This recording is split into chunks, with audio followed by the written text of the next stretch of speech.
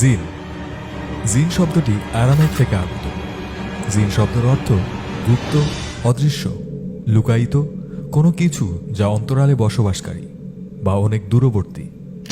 শয়তানরাও হলো এক প্রকার জিন, যারা আল্লাহর অবাধ্য এবং এরা অভিশপ্ত ইবলিসের বংশধরের অন্তর্গত। জিনদের কয়েকটি শ্রেণী আছে। তাদের মধ্যে কিছু সংখ্যক আছে সাধারণ, এরা মানুষের মাঝে চলাফেরা করে। কিছু আছে শয়তান, এরা হচ্ছে অবাধ্য, উদ্ধত, অবিনীত ও ধৃষ্ট। তারা যে কোনো রূপ ধারণ করতে পারে। তাদের সবচেয়ে পছন্দনীয় রূপ হচ্ছে কুকুর এবং সাপ। কিন্তু এর মানে এই নয় তারা অন্য কোনো রূপ ধারণ করতে পারে না। তারা চাইলে যে কোনো পরিস্থিতিতে যে কোনো রূপ ধারণ করতে পারে। এবং এদের মধ্যে আরেক শ্রেণীর জিন আছে, তারা হচ্ছে ইফরিত। এরা শয়তানের চাইতেও বিপজ্জনক হয়ে থাকে। পবিত্র কুরআনে স্পষ্ট করে জিন জাতির অস্তিত্বের কথা বলা হয়েছে। আল্লাহ তাআলা বলেন, নিশ্চয়ই আমি মানুষকে সৃষ্টি করেছি কালো শুষ্ক ঠনঠনে মাটি থেকে, আর এর পূর্বে জিনকে সৃষ্টি করেছি ধূম্রহীন বিশুদ্ধ অগ্নি হতে। এছাড়া পবিত্র কুরআনে ৭২তম সূরা সূরা আল জিনে শুধু জিনদের নিয়ে কথা বলা হয়েছে। আজকের এই পর্বে আপনাদের সামনে তুলে ধরব পবিত্র কুরআন, হাদিস এবং আরব্য রজনীর লোককথা ও মুসলিম বিশ্বের প্রবাদের আলোকে জিনদের জাতিগত শ্রেণীবিন্যাস। ঘুল এরা নিশাচর প্রজাতির জিন। এদের নেচার প্রচণ্ড ডেমনিক। এদের বলা হয় অন্ধকারের রাজপুত্র ইবলিসের বংশধর। ফার্সি ভাষাতে এদেরকে বলা হয় ঘালা। মেসোপটেমিয়ান মিথের ডেমন গাল্লুর নাম থেকে এদের নামকরণ করা হয়েছে বলে ধারণা করা হয়। আরব্য রজনীতে এদের সম্পর্কে বলা হয় এরা ভ্রমণকারীদের বিভ্রান্ত করার চেষ্টা করত এবং যখন সফল হতো তারা মানুষকে বীভৎসভাবে হত্যা করে তাদের খেয়ে ফেলত। ঘুল নরমাংস খাদক। মৃত মানুষের মাংস ও রক্ত এদের প্রধান খাবার। এরা সাধারণত মরুভূমি অঞ্চল, নির্জন জায়গা ও কবরস্থানে বসবাস করে। এদের উপাসনার জায়গা শয়তানের মন্দির। কথায় আছে এদের একটি আঘাতে মৃত্যু নিশ্চিত করতে হয়, তা না হলে দ্বিতীয় আঘাতে এরা আবার প্রাণবন্ত ও শক্তিশালী হয়ে ওঠে। লাকতুল মারজানি ফি আহকামিল জান এই নামে একটি আরবি গ্রন্থে উল্লেখ আছে যে কোনো মানুষের রূপ ধারণ করতে পারে এরা, তবে এদের পায়ের পাতা গাধার মতো হয়। ক্লান্ত পথিক আর বাচ্চারা এদের শিকার হয়ে থাকে প্রধানত। মেয়ে ঘুলদেরকে বলা হয় ঘুলা। এরা সুন্দরী নারীর রূপ ধরতে পারে আর বোকা পুরুষদের নিজেদের শিকার বানায়। ইউরোপের জম্বি আর ঘোলের কনসেপ্ট এই ঘুল থেকে এসেছে বলে ধারণা করা হয়। ১৭৮৬ সালে উইলিয়াম বেকফোর্ডের নোবেল ভ্যাতেকের মাধ্যমে ইংরেজি সাহিত্যে ঘুলরা প্রবেশ করে। মারিদ মারিদ জিনেরা হল জলচর নীল রঙের জিন। এরা আকৃতিতে অনেক বড় হয়। আরব্য রজনীতে জিন বলতে আমাদের যা বোঝানো হয় সেটা আসলে এই মারিদই। যেহেতু এরা নীল জিন সেহেতু স্বভাবতই এরা জ্ঞানী হয়, সাথে সাথে এরা অনেক ক্ষমতাধর। এরা মানুষের ইচ্ছা পূরণ করতে পারে। আরব্য রজনীর জেলে ও জিন এই গল্পের জিনটি মারিদ জিনই ছিল। আলকেমি, জ্যামিতি, ত্রিকোণমিতি আর স্থাপত্যবিদ্যাতে এদের প্রচুর জ্ঞান আছে।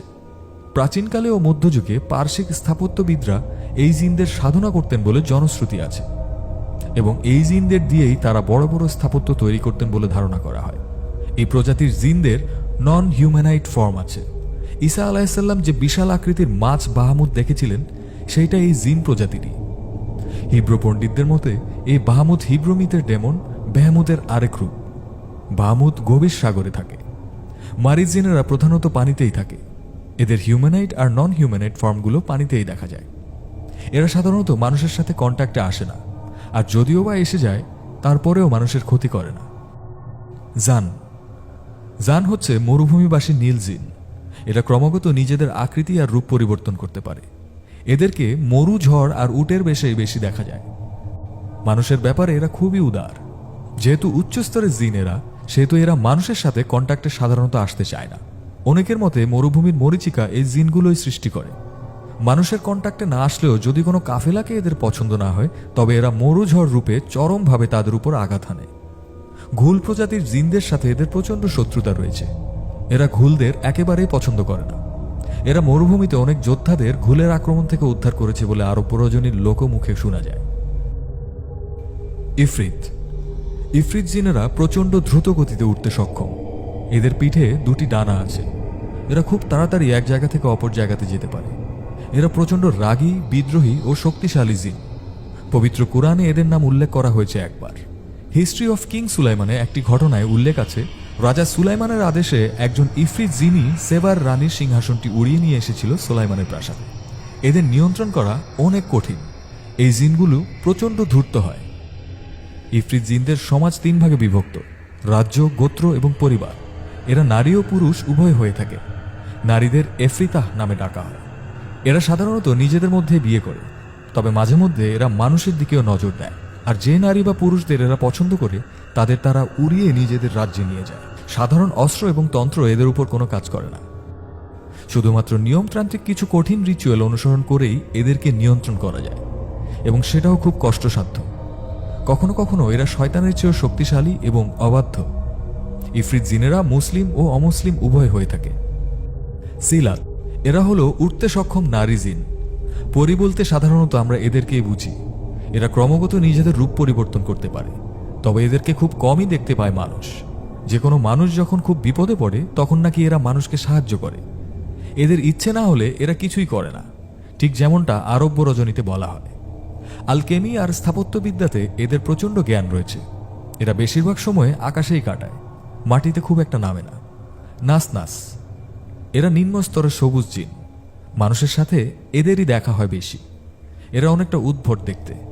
এই যেমন ধরুন, মাথাটা কুকুরের আর শরীরটা গরুর, আবার শরীরটা হাতির, মাথাটা মানুষের। মানুষ মাঝে মাঝে এদের দেখে ফেলে। প্রচণ্ড নিচু স্তরের বুদ্ধিমত্তা এদের। শিখ, এরাও নিম্ন স্তরের সবুজ জিন। এদের শরীরটা মানুষের মতো, কিন্তু মাথাটা ন্যাড়া হয় আর আকারে অনেক বড় হয়, ঠিক একটা বড় হাড়ির মতো। আর মাথাটা নেমে ঠিক শরীরের মাঝখানে চলে আসে। অনেকের মতে এদের শরীরে নাকি অগণিত চোখ থাকে। এদের বুদ্ধিমত্তাও খুব নিম্ন স্তরের। এরা 4 পায়ে হাঁটে।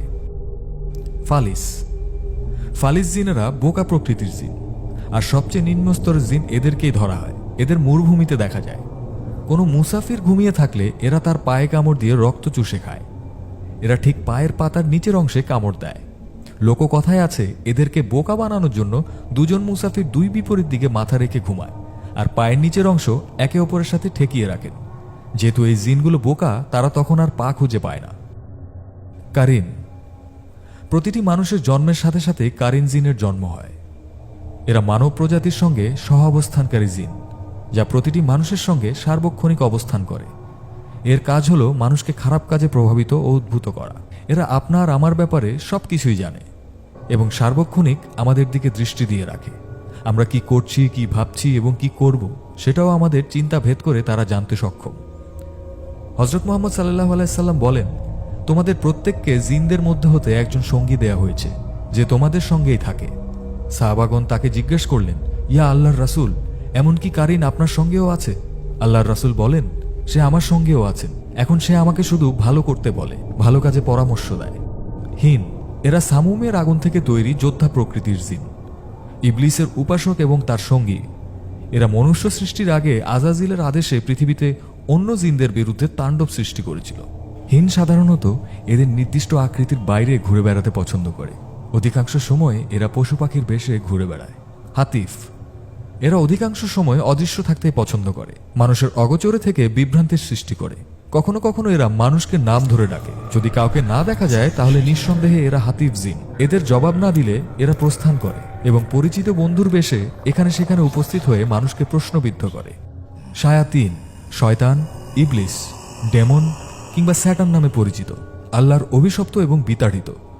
শয়তান জিন গোত্রেরই একজন ছিল। আল্লাহর আদেশ অমান্য করায় তাকে অভিশপ্ত করা হয়েছিল, এবং তখন থেকেই সেই সৃষ্টির সেরা জীব মানুষের প্রকাশ্য শত্রু। মানুষকে সঠিক পথ থেকে সরিয়ে নিতে আল্লাহর কাছে ক্ষমতা চেয়ে নিয়েছিলেন শয়তান। আল্লাহ তাআলা শয়তানের সে আবদার মঞ্জুর করে তাকে অনেক বড় ক্ষমতা দিয়েছেন। শয়তানের পথভ্রষ্ট হওয়া ও মানুষের ক্ষতিতে ক্ষমতা লাভ ছিল তার অহংকার ও দাম্ভিকতা। এরা অধিক ক্ষমতার অধিকারী। যে সকল জিন শয়তানের উপাসনা করে তারাও শয়তানের অংশ। শয়তানের বাসস্থান সমুদ্রের উপর। তার উপাসকরা তার হয়ে পৃথিবীতে মানুষের অকল্যাণ করে থাকে এবং দিন শেষে তার কাছ থেকে উপহার নেয়।